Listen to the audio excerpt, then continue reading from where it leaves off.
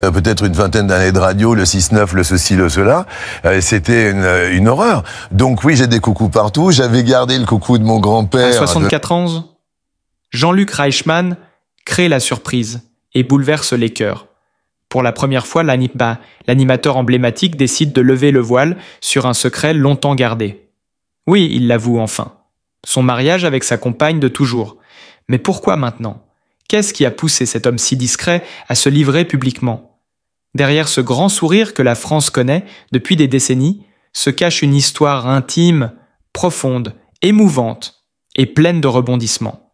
Dans cette vidéo, vous allez découvrir des révélations inattendues, des confidences rares, et surtout un amour qui a résisté au temps, aux projecteurs et aux doutes. Restez bien jusqu'à la fin. Certains détails vont vous surprendre. On croyait tout savoir de Jean-Luc Reichmann.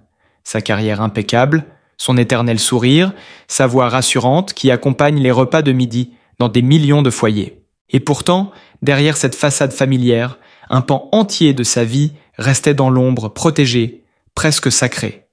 Jusqu'à ce jour où, à 64 ans, il a décidé de briser le silence. Pas avec fracas, pas avec provocation, mais avec la sincérité désarmante de ceux qui n'ont plus peur. Ce n'était pas une révélation ordinaire. Ce n'était pas un scoop jeté à la une pour vendre du papier. C'était une déclaration d'amour. Simple, profonde, authentique. Quand j'ai vu sa vidéo, postée sans artifice sur Instagram, j'ai été bouleversé. Pas parce qu'il révélait son homosexualité, non, mais par la façon dont il le faisait. Les mots choisis, l'émotion dans sa voix, ce mélange de pudeur et de soulagement. Il disait enfin oui, oui à l'homme qu'il aime, oui à lui-même. J'ai eu le sentiment d'assister à quelque chose de rare, d'unique, comme si le temps se suspendait pour laisser place à une vérité trop longtemps retenue. Et ce n'était pas seulement Jean-Luc, l'animateur, qui parlait.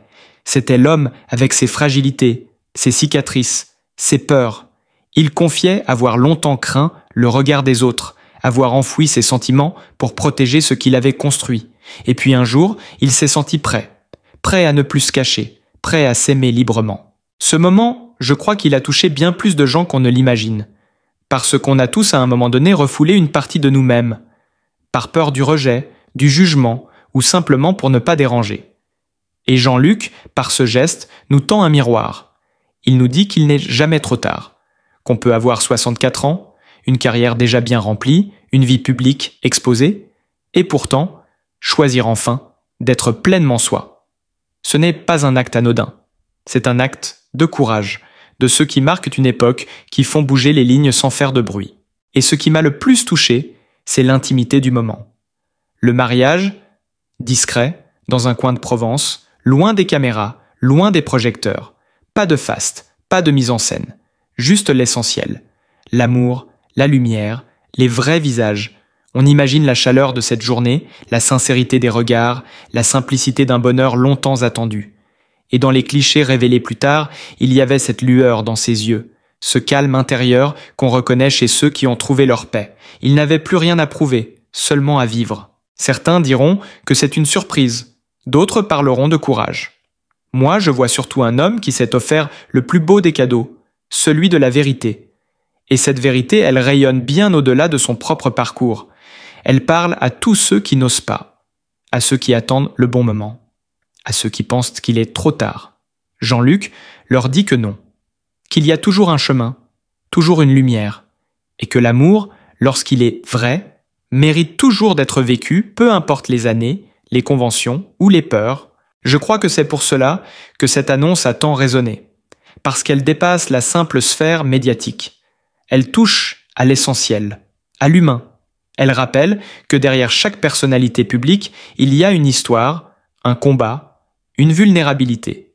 Et dans ce cas précis, il y a aussi une immense dignité, celle d'un homme qui a bâti sa vie sans jamais trahir ses valeurs, qui a su attendre le bon moment pour se révéler, et qui aujourd'hui nous inspire tous par sa force tranquille.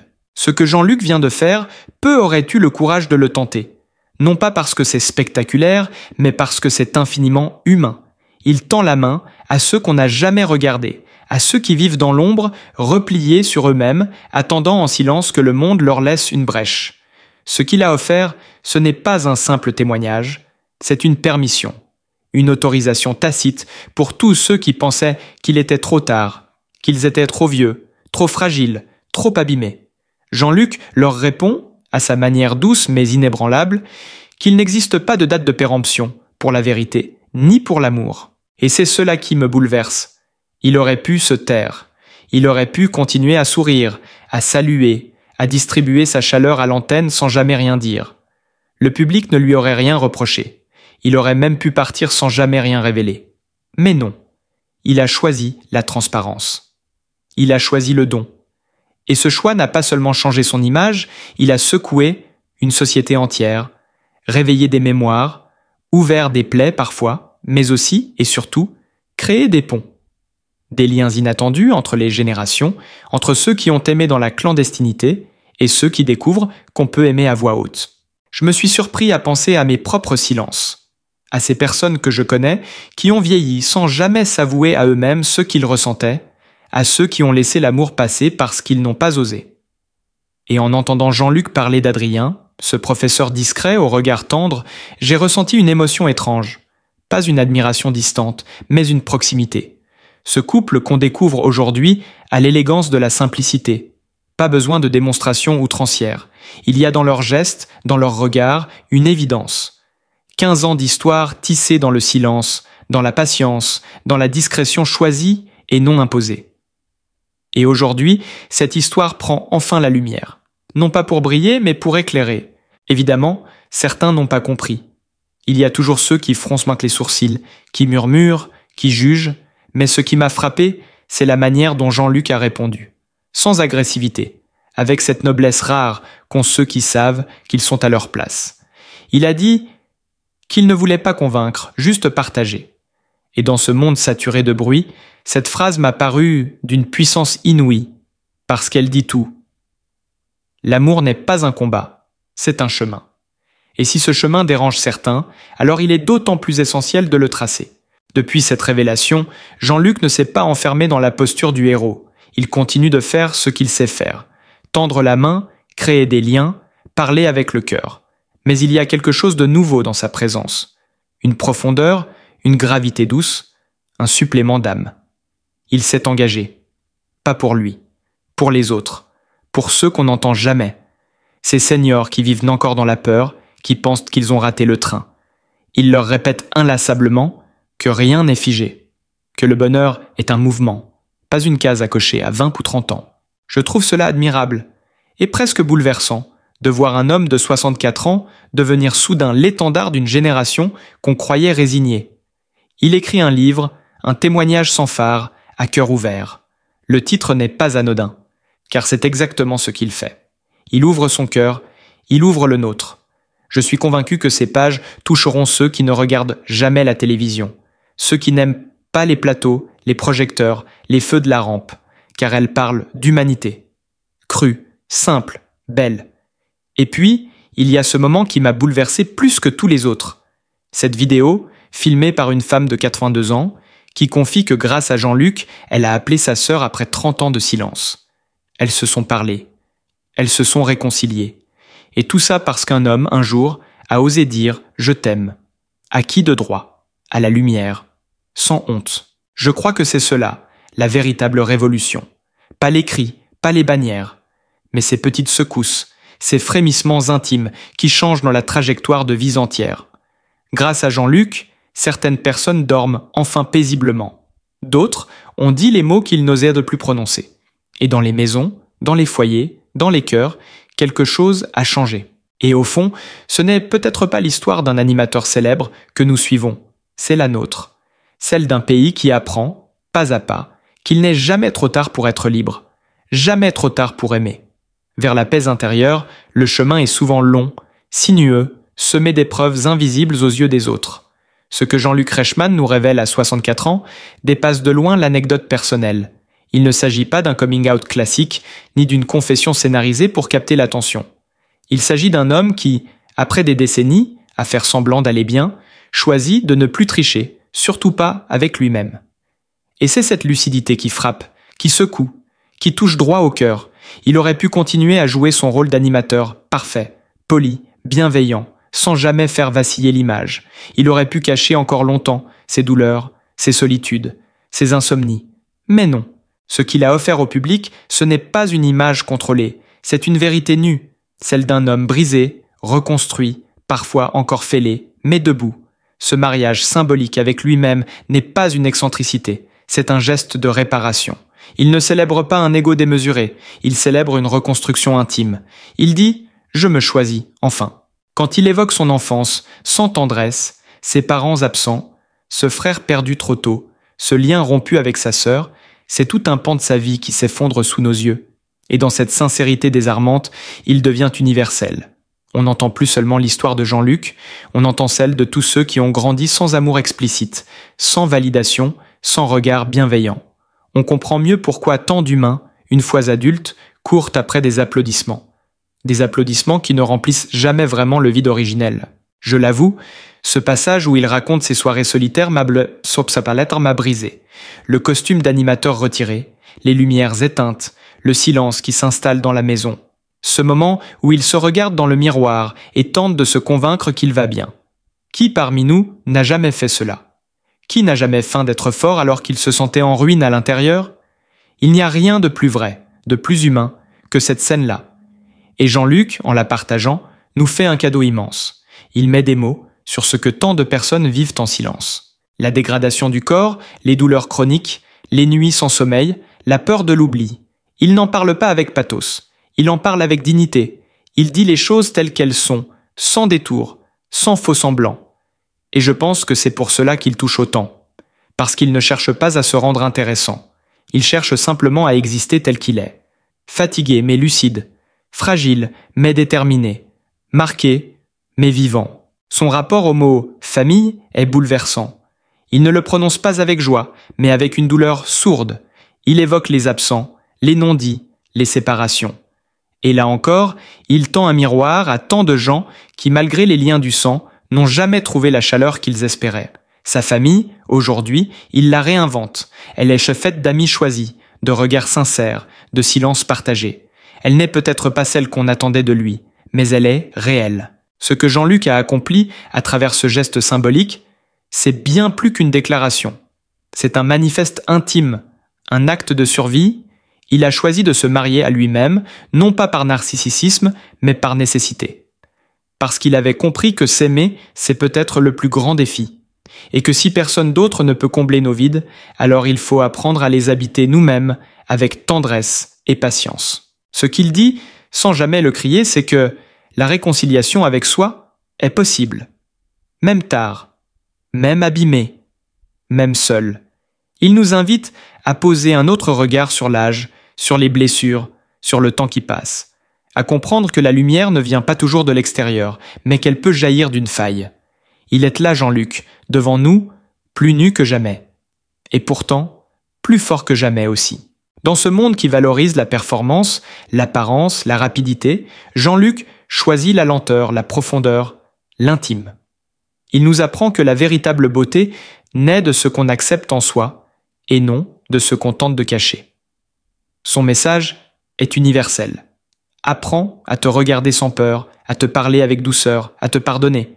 C'est peut-être la plus belle des révolutions silencieuses.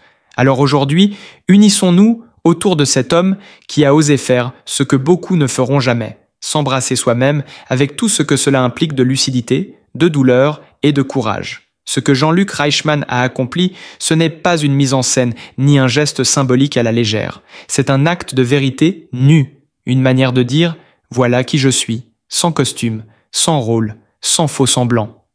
Et dans cette vérité, il y a quelque chose d'infiniment bouleversant. Je crois que ce qui m'a le plus marqué, ce n'est pas le fait qu'il ait choisi de se marier avec lui-même, mais plutôt la profondeur du message que ce choix véhicule.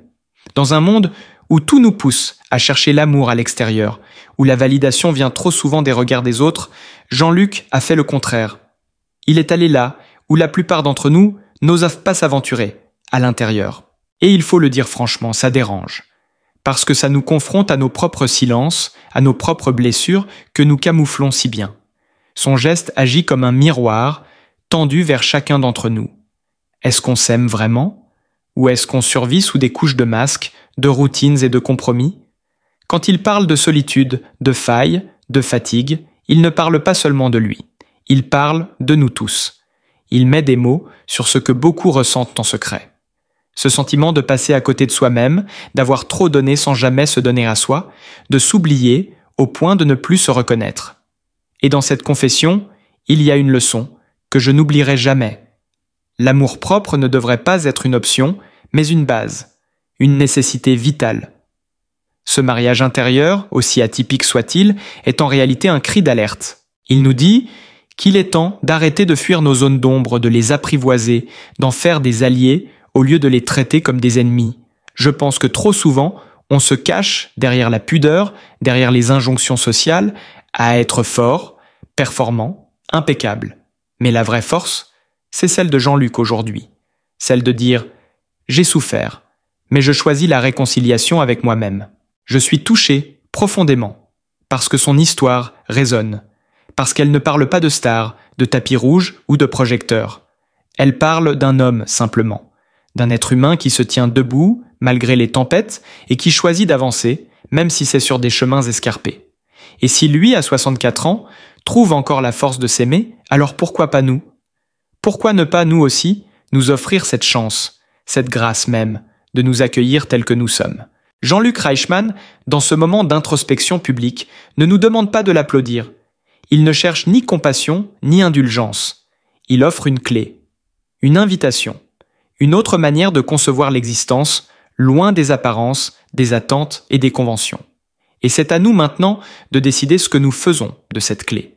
Est-ce qu'on la range dans un tiroir, en continuant comme si de rien n'était? Ou est-ce qu'on ose, nous aussi, ouvrir cette porte vers nous-mêmes, vers une forme d'amour qui ne dépend de personne d'autre que de nous? Ce qu'il a fait n'est pas excentrique. C'est profondément humain. C'est même peut-être la chose la plus sensée qu'un homme ait faite sous le regard du monde.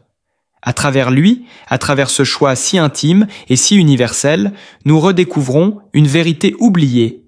On peut être sa propre maison, sa propre ancre, son propre apaisement. Et si la société n'est pas encore prête à l'entendre, alors c'est qu'elle a besoin plus que jamais de voix comme celle de Jean-Luc.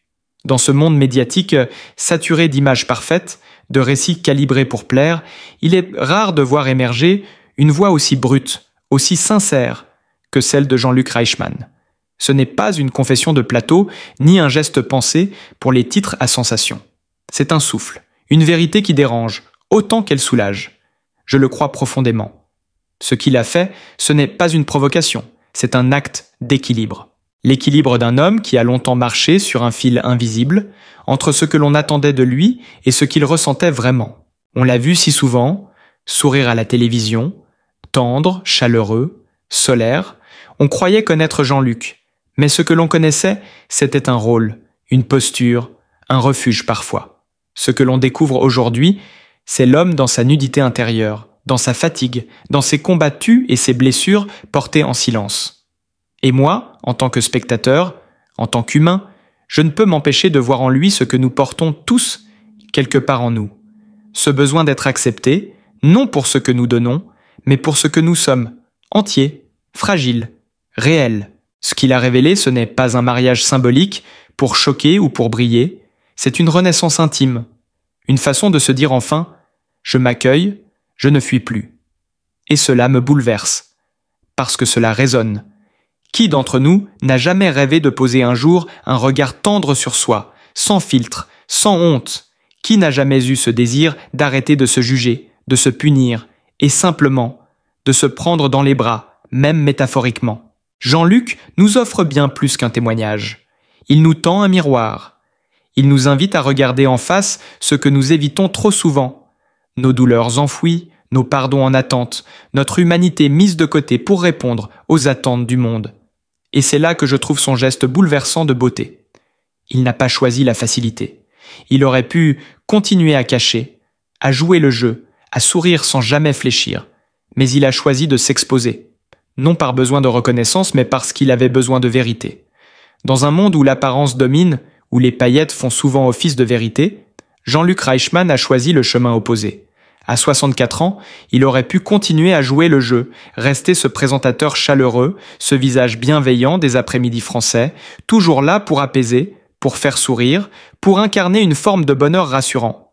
Mais au lieu de cela, il a choisi de tomber le masque. Pas un masque de comédien, mais celui que la vie nous pousse parfois à porter. Celui de la force obligatoire, de la perfection imposée. Ce qu'il a fait n'est ni un coup médiatique, ni un caprice de célébrité. C'est un geste de courage immense, presque désarmant dans sa simplicité. Il s'est épousé lui-même. Et derrière cette décision, il y a une vérité plus profonde que tous les discours, celle d'un homme qui, après avoir longtemps cherché l'amour à l'extérieur, l'a enfin trouvé, là où il aurait peut-être dû commencer à chercher depuis le début, en lui-même. J'avoue que ce choix m'a bouleversé, pas parce qu'il est étrange ou provocateur, mais parce qu'il touche à quelque chose de fondamental. Qui d'entre nous n'a jamais rêvé de s'aimer totalement? Qui peut vraiment dire qu'il est en paix avec son reflet, avec son passé, avec ses failles? Jean-Luc, par ce geste, tend un miroir à chacun de nous. Il ne nous provoque pas, il nous invite à réfléchir, à ressentir, à faire un pas, aussi minuscule soit-il, vers nous-mêmes. Et cela me bouleverse, parce qu'il nous montre qu'il n'est jamais trop tard. Jamais trop tard pour réparer, pour pardonner, pour accueillir ce qu'on a longtemps rejeté en soi. Il aurait pu continuer à sourire, à faire semblant, à jouer le rôle que tout le monde attendait de lui. Mais non. Il a choisi la vérité.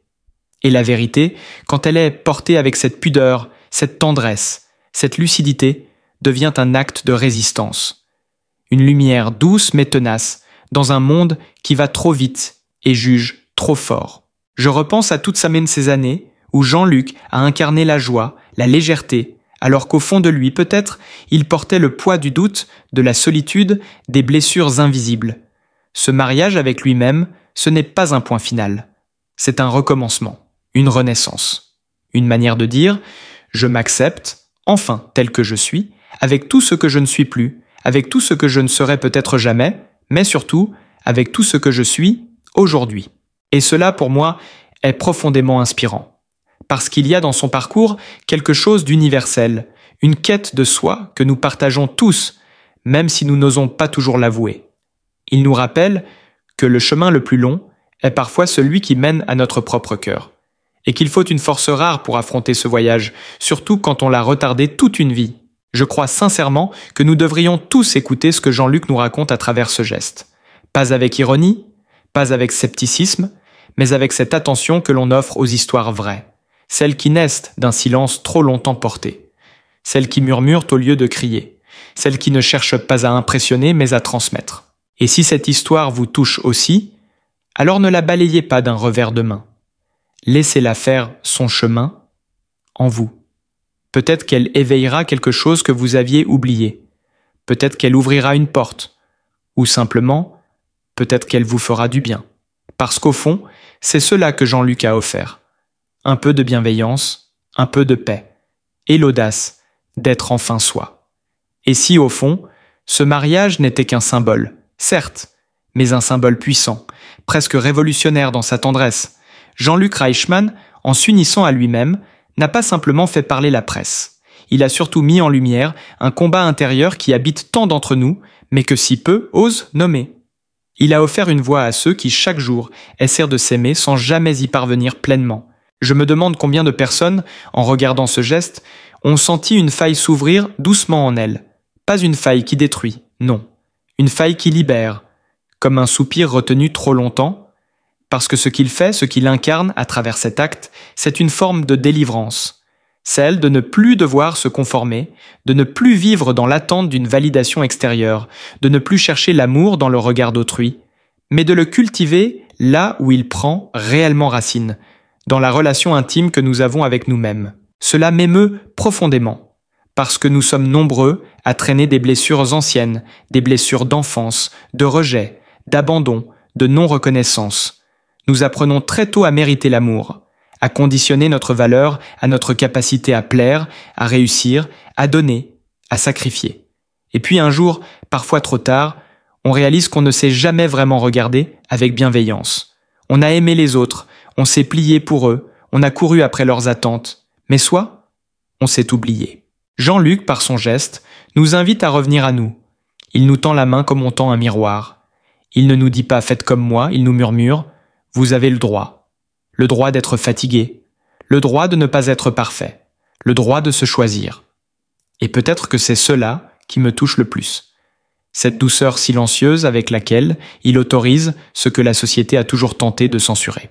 Ce mariage intérieur, je l'entends comme une réponse à tous les verdicts du passé, à tous les « tu n'es pas assez drôle, pas assez intelligent, pas assez beau, pas assez fort ». Jean-Luc nous répond « si, je suis assez, tel que je suis, même abîmé, même en retard, même avec les cicatrices que personne ne voit. » Et il ne s'excuse pas, il affirme, sans colère, sans éclat, simplement.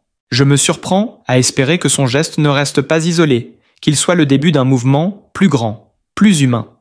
Une forme de révolution intime, où chacun de nous réapprendrait à s'accueillir avec sincérité. Sans faux semblant, sans masque social. Il y a une urgence à cela, parce que tant de gens, aujourd'hui encore, vivent dans l'ombre d'eux-mêmes, se cachent, se jugent, se punissent, alors que peut-être, au fond, tout ce qu'ils attendent, c'est une permission. Un signal faible mais clair qui leur dise « tu as le droit d'exister comme tu es ». Et c'est ce que Jean-Luc incarne. Une existence réconciliée, pas parfaite, pas lisse, mais pleinement habitée. Un homme qui, après avoir donné tant aux autres, s'offre enfin à lui-même ce qu'il méritait depuis toujours. La reconnaissance, la tendresse, l'attention. Il n'a pas changé de visage, mais il a changé de regard. Et cela fait toute la différence. Je ne peux m'empêcher de penser à tous ceux qui regarderont cette histoire avec dérision. Il y en aura, c'est certain. Ceux pour qui l'amour de soi est une forme d'égocentrisme, d'excès, de folie douce. Mais ces voix-là, en réalité, sont celles qui ont le plus besoin d'être entendues, parce qu'elles parlent souvent depuis une douleur muette, une peur profonde de regarder en face leur propre vide intérieur. Ce n'est pas l'acte de Jean-Luc qui dérange, c'est le miroir qu'il renvoie. Alors oui, il fallait du courage pour oser cela. Il fallait de la lucidité aussi. Et peut-être surtout une immense capacité d'amour. Pas un amour flamboyant ou spectaculaire.